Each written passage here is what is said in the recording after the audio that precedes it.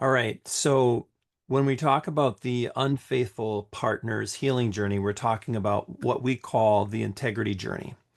And so there's 6 stages to this journey. And the first one is the pre-discovery, like who you were before the exposure, before the secrets came out, before the double life came out and everything. Stage two is the fallout. Secrets are exposed and now everybody knows, or at least, some people know. And then in stage three, this is the really, really critical one because once you're exposed in that fallout stage, now you have a big decision to make. And that's what we call the fork in the road. And when I'm having calls with unfaithful partners, this is the one where I really kind of zoom in on because at this fork in the road, you're going to do typically one of two things.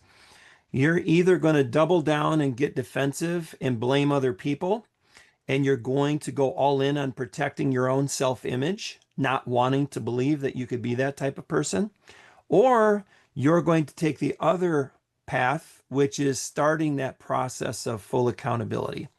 So that fork in the road. And it's so interesting because even a lot of times when I'm on a call with people, they're willing, unfaithful partners, like, well, I kind of understand that, but then there's always that, but there's always this other little piece. They are still stuck in the fork in the road because the next stage is full ownership. Stage four. And that's where the healing really begins, where you really dive in and you take full accountability. We know if you're in full ownership or not because you're not using those pronouns like, well, she did this or they, or it's all about you at that point because you're taking full ownership. And then that stage five is rebuilding safety and self again, where you are actually transforming at a deeper level and you are becoming a safe person and you are willing and able to go into the fire with your partner and you're able to stay regulated when she or he asks you those million questions and they become dysregulated. It doesn't cause you to become dysregulated. And then stage six is truly authentically living from that place of integrity, what we oftentimes refer to as that 2.0 version of you. And if I may, Beth, just point out like a couple things that I think are really important here. Sure. When it comes to helping people understand that stage three fork in the road to that stage four full ownership, one thing that I have found that's been very helpful on my calls that I have is that a lot of times unfaithful partners are stuck because they are under the spell of a brain that's been rewired. And those patterns are causing them to stay stuck. Sometimes what helps them get unstuck is when I tell them that this is not an indictment of your morality. This is just neuroscience. So by admitting what you did and putting it all out on the table and taking full ownership, that doesn't mean you're this horrible, horrible person that should never, ever have any compassion or forgiveness. It just means that until you do that, you're going to be stuck from a neuroscience standpoint in terms of the healing process. And not only your own individual healing process, but you're also going to stay stuck in the reconciliation process because your partner will not be able to fully heal if you're both working towards reconciliation. Now, if you're not working towards reconciliation, your betrayed partner, they can heal, but they need to Mhm. go down a different path that doesn't involve you. If you're together and still working towards reconciliation, then you have to get to stage four, full ownership. And I'm sorry, there is no shortcuts to that process. There is no checking the box and just doing what you think he or she wants you to do. You can't shortcut that process because until you're willing to do that, they're not going to be able to calm their nervous system if they're trying to work towards reconciliation.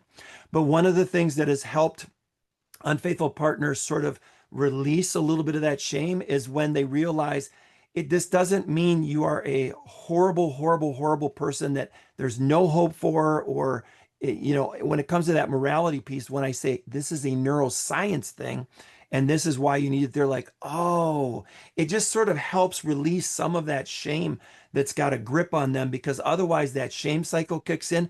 And a lot of times they just don't know the neuroscience behind this. They just don't understand the picture on the box to the healing process because their brain has been rewired. And so it's hard for them to read the label because they're stuck inside the jar, and just sometimes helping them understand what their options are.